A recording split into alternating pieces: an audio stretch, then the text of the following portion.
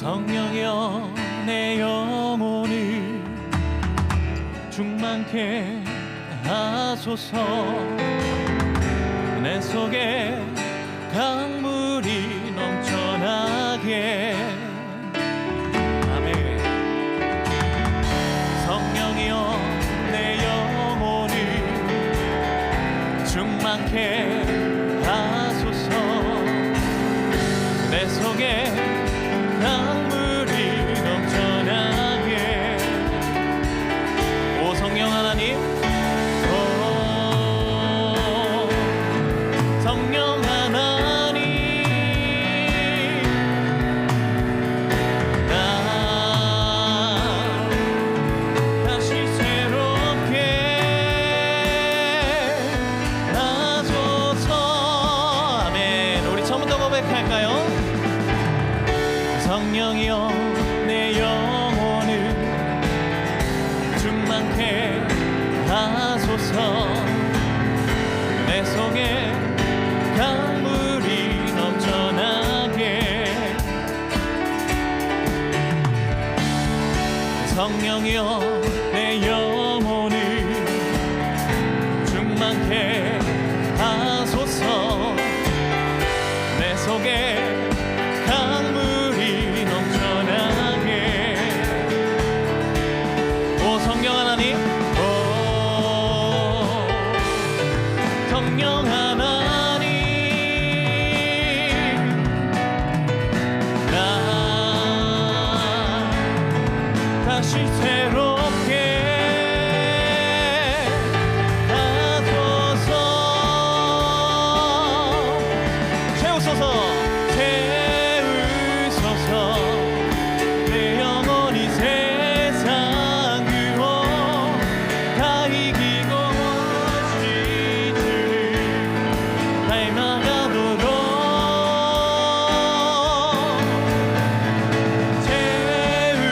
채우소서.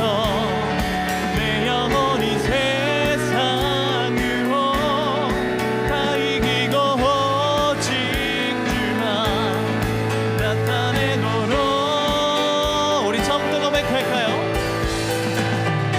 성령이여 내 영혼을 충만케 하소서. 아멘. 내 속에 강물이 넘쳐나게. 우리 한 번 더 고백합니다. 성령이여, 성령이여 내 영혼을 충만케 하소서. 내 속에 강물이 넘쳐나게. 아멘. 오 성령 하나님, 오 성령 하나님, 나 다시 새롭게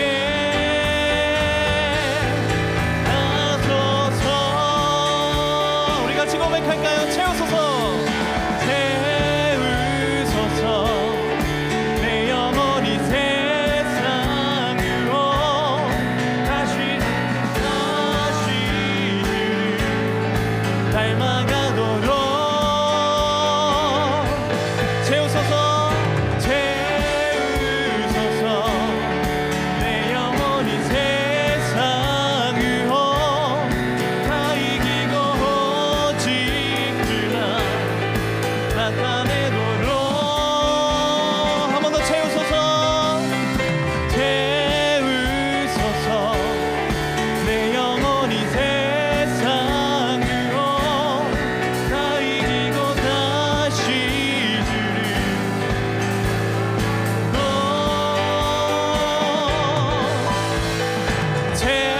채우소서. 내 영혼이 세상 유혹 다 이기고 오직 주만 나타내도록. 우리 하나님께 영광의 박수 올려드리도록 하겠습니다. 아멘. 우리 같이 다음 찬양 하나님께 올려드리도록 하겠습니다.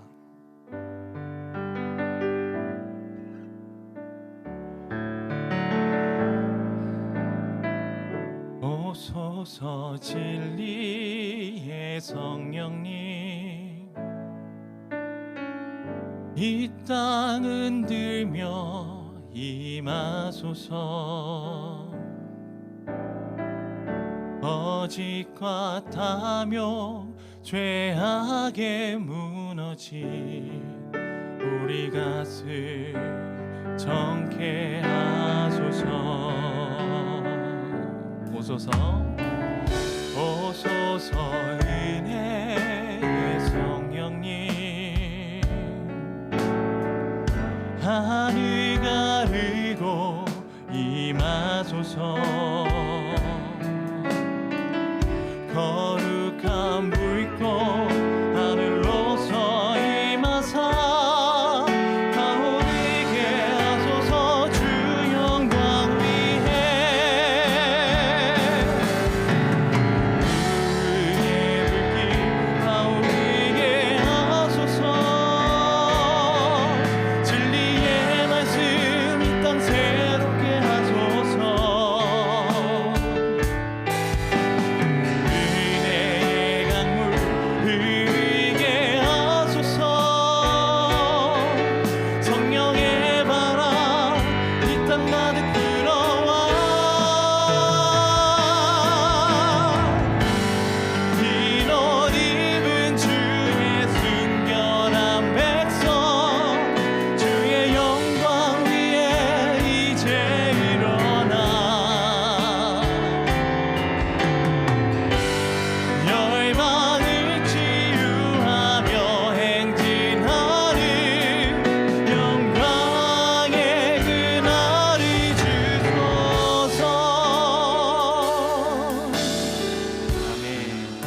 처음부터 찬양할까요? 오소서 진리의 성령님, 이 땅 흔들며 임하소서. 거짓과 탐욕 죄악에 무너진 우리 가슴 정케 하소서. 오소서 은혜의 오소서 은혜의 성령님, 하늘 가르고 임하소서.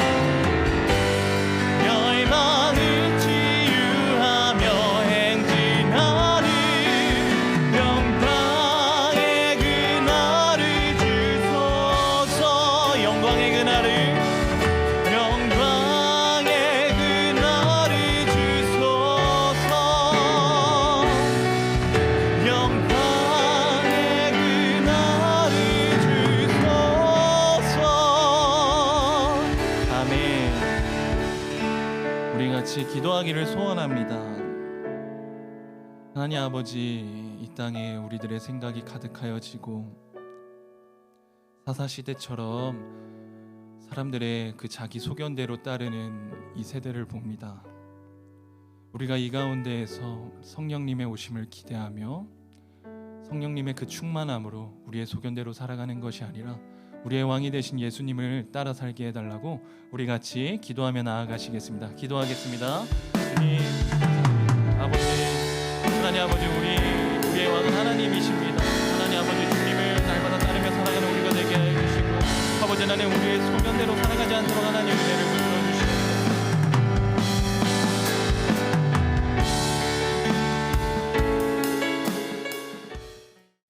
오순절의 역사를 성경이 기록하고 있습니다. 오순절, 우리가 잘 알기도 하고 또 많이 들었는데, 오순절 할 때 오순하면 뭐가 생각나십니까?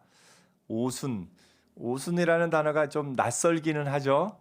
근데 여러분, 칠순하면 또 이렇게 팔순하면 귀에 들어오시죠? 예, 순이 열을 뜻하는 수입니다. 그래서 오순하면 며칠이요? 50일입니다.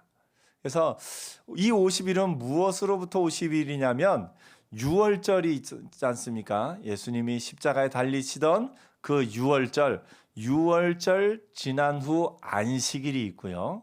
그 안식일이 지난 후 이제 7일씩 7번이 지나면 49일이죠. 49일이 지난 다음에 하루를 더하면 50일입니다. 그래서 이날은 77절이라고 하기도 합니다. 그러니까 예수님이 십자가에 달려 죽으신 후 또 부활하신 후에 50일이 되는 날이 이 오순절이다라고 볼 수 있습니다. 부활하신 예수님은 40일째 되는 날에 이제 많은 사람들이 보는 앞에서 하늘로 올려 가십니다. 그게 40일째고요. 그로부터 한 열흘 정도 예수님의 제자들과 그들이 모여서 120여 명 가량이 모여서 계속 기도하고 또 주의 약속하신 것을 기다렸습니다. 그 약속하신 성령이 임하던 날이 오늘 오순절 성령이 임하던 날의 기록이다라고 우리가 볼 수 있습니다. 오순절 날이 이미 이름에 그들이 다 같이 한 곳에 모였더니 호련히 하늘로부터 급하고 강한 바람 같은 소리가 있어 그들이 앉은 온 집에 가득하며. 사실 이 오순절이라 하면 이 당시 유대인들은 이 77절이라 부르는 그날에 하나님의 놀라운 역사하심이 있을 거다라는 그런 전승이 있어 왔어요. 그래서 6월절에는 이스라엘에 사는 모든 사람들이 6월절에 제사를 드리기 위해서 예루살렘에 모입니다. 또한 이 오순절, 이 77절이라 부르는 이날에는 전 세계에 흩어져 있던 그 디아스포라 유대인들이라 그러죠. 흩어져 있던 유대인들도 이곳에 모이는 그런 아주 의미 있는 날입니다. 그들이 이 날에 그 사도들과 또 그 120여 명이 모여서 한 곳에 모여서 기도하는데 이때 성령이 임하십니다.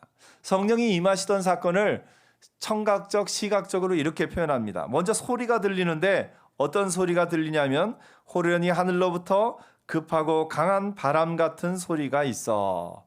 그 소리가 뭐라고 형용할 수는 없지만 급하고 강한 바람 같은 소리다라고 표현을 합니다. 이것은 구약에도 하나님이 임하실 때에 또 모세가 시내산에 올라가서 또 하나님의 그 십계명의 두 돌판을 받을 그때를 비롯해서 하나님의 임재가 있을 때 이런 표현들이 자주 나타나는 것을 보게 됩니다. 그 다음에 시각적으로는 어떤 모습이냐, 마치 불의 혀처럼 갈라지는 것들이 그들에게 보여 각 사람 위에 하나씩 임하여 있더니, 그 성령이 임하는 그런 어떤 모습을 무어라 표현할 수 없는데 눈에 보이는 그 어떤 것으로 표현하면 무엇과 비슷하냐? 불의 혀처럼 갈라지는 것들이 그들에게 보여 각 사람 위에 하나씩 임하여 있더니, 이렇게 하면서 성령의 임하시던 날의 사건을 성경이 이렇게 기록하고 있습니다.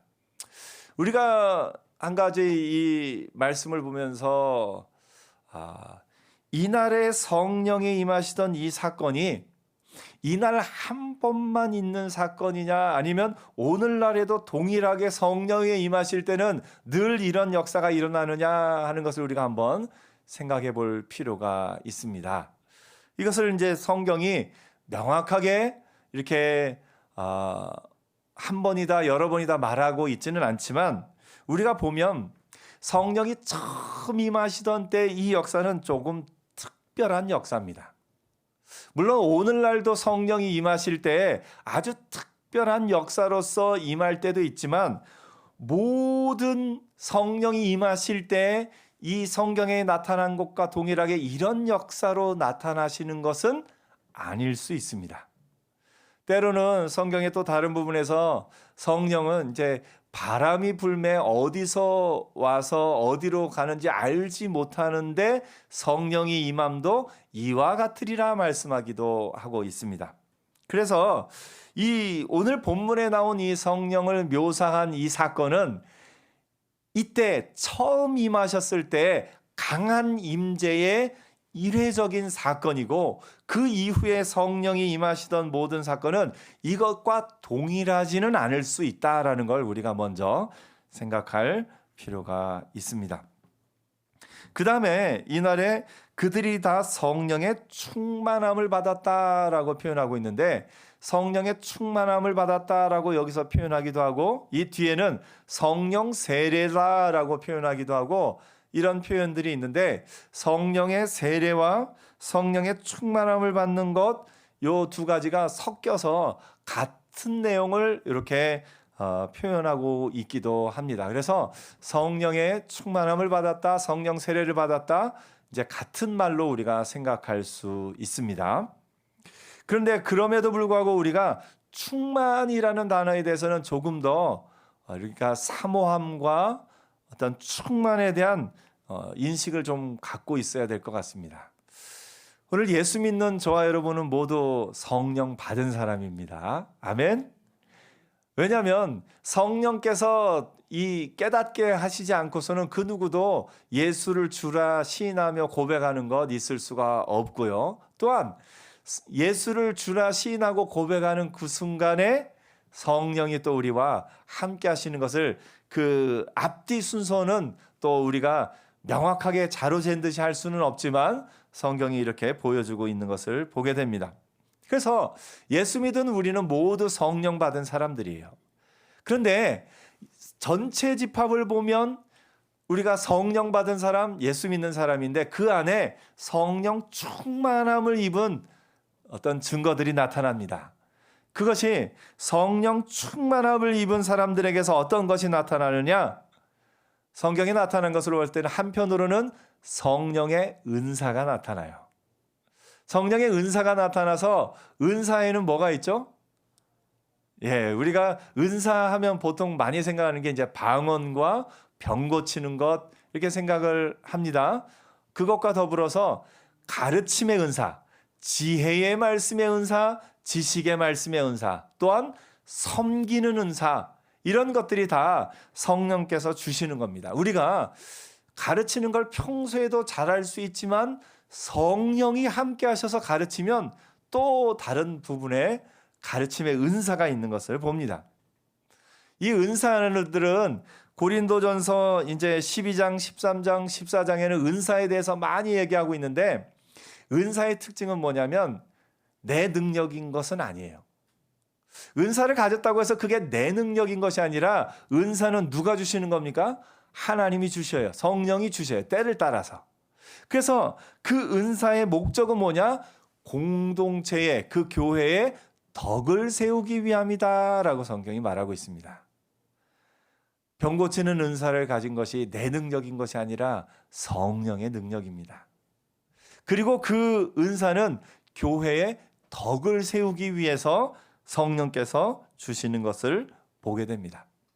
그래서 은사는 공동체의 덕을 세우기 위해서. 또 한 가지 성령 충만함을 받으면 나타나는 게 있는데 그게 뭐냐면 성령의 열매입니다.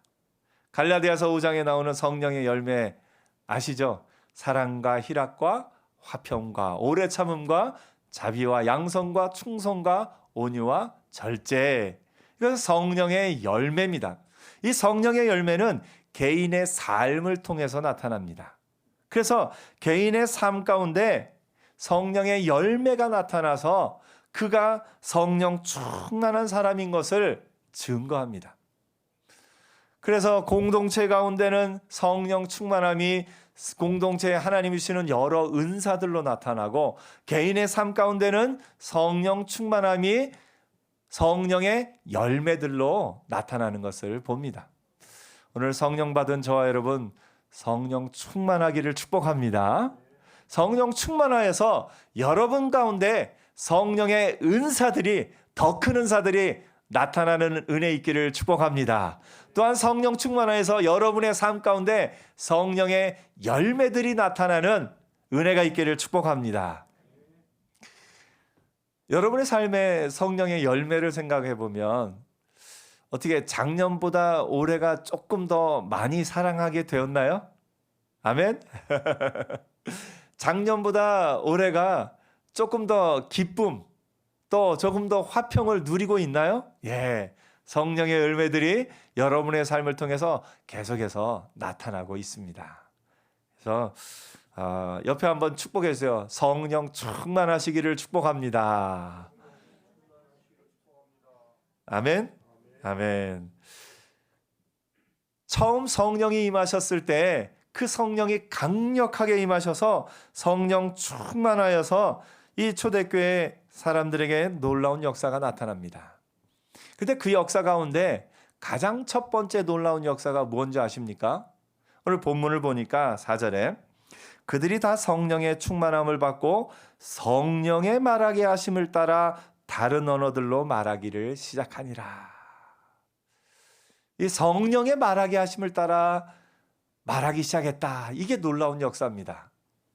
그걸 살펴보기 전에 먼저 다른 언어들로 말하기 시작하니라 이렇게 이야기합니다. 이 뒤에는 또 이것을 방언이다라고 표현하기도 합니다. 이 소리가 나매 큰 무리가 모여 각각 자기의 방언으로 제자들의 말하는 것을 듣고 소동하며 여기에 나타나는 방언이라는 단어는 나중에 우리가 고린도전서를 통해서 살펴보게 되는 그 방언이라는 단어하고는 조금 다른 의미입니다. 은사로서의 방언은 고린도전서 14장 2절에 보면 방언을 말하는 자는 사람에게 하지 아니하고 하나님께 하나니 이는 알아듣는 자가 없고 영으로 비밀을 말함이니라. 우리가 기도할 때 방언으로 기도한다 이야기를 하죠. 이때의 방언은 사람들이 알아듣지 못하는 방언이에요. 이때의 방언을 알아들으려면 방언 통역의 은사가 또 있어야 돼요. 그래서 이때의 고린도전서에 나오는 방언은 이 방언이 있고 방언 통역하는 자가 있고 그런 부분에 또 우리가 볼 수 있는데 여기 사도행전 2장에 나오는 방언은 그런 방언이 아니라 이 지역의 언어로서의 방언이다라고 이해할 수 있습니다. 왜냐하면 이 사도행전 2장에서는 사람들이 따로 통역 없이 그 말을 알아들었기 때문에 그런 다른 언어로 말하는 것은 그런 부분이다라고 우리가 볼 수 있습니다. 아까도 말씀드렸습니다만 오순절이 되어서 여러 지역의 사람들이 이곳에 와 있습니다. 특별히 디아스포라 유대인들, 각 지역에 흩어져 살던 유대인들이 이 예루살렘으로 와 모여 있습니다. 유대인들의 이 구약을 아는 이 유대인들에게 한 가지 또 메시아가 임하실 때 나타나는 이적이 무엇이 있냐면 언어가 혼잡하게 된 것이 언제죠? 창세기에 바벨탑 사건이 있죠. 예. 그때 사람들이 교만해서 하나님에게까지 높아지려고 하니까 하나님이 그들의 교만을 꺾으시면서 그들의 언어를 혼잡하게 해서 흩으셨어요. 그래서 말이 통하지 않게 된 사건이 있습니다. 근데 유대인들은 그래서 메시아가 임하실 그때에 모든 언어가 하나로 통일되고 모두가 다 그 하나의 언어로 의사를 소통할 수 있게 되리라 하는 그런 생각을 갖고 있었습니다.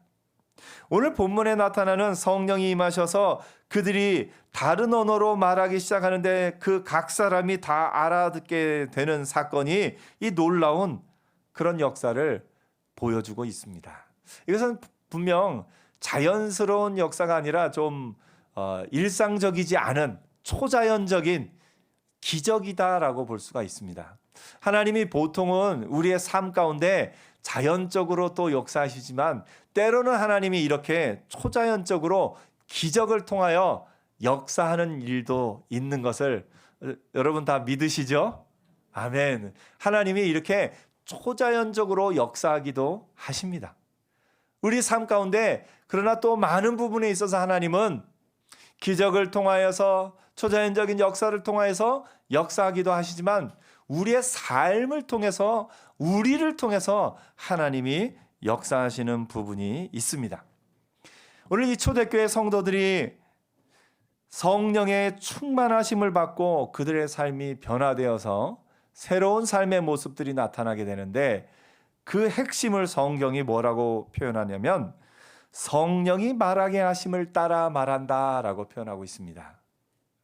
우리가 보통은 무엇을 따라 말합니까? 내 본성을 따라, 내 생각을 따라, 내 감정을 따라 말합니다.